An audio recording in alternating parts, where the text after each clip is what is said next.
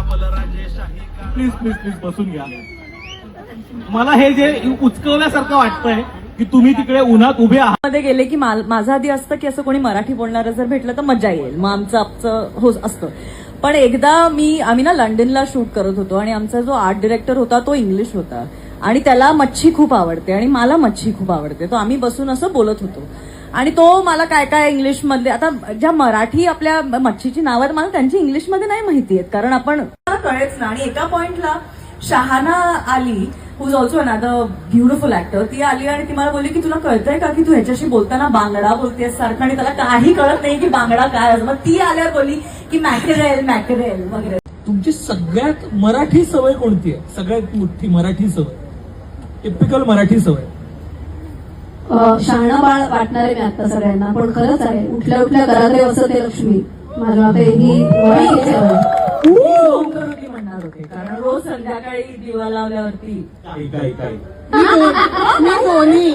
मी दोन्ही हा ना, रोज मी घरी असते की रोज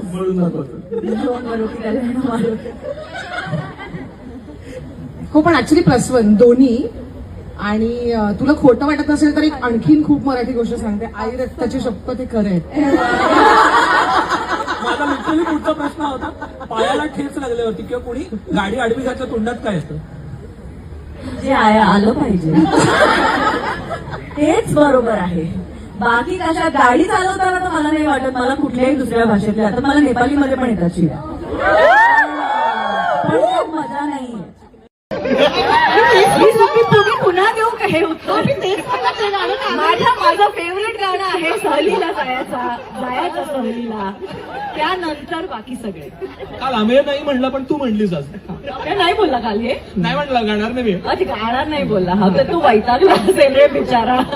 मी हेमंतला तेच बोलले, म्हटलं का तू हर्ष विजयना आणलंस? एवढी सुंदर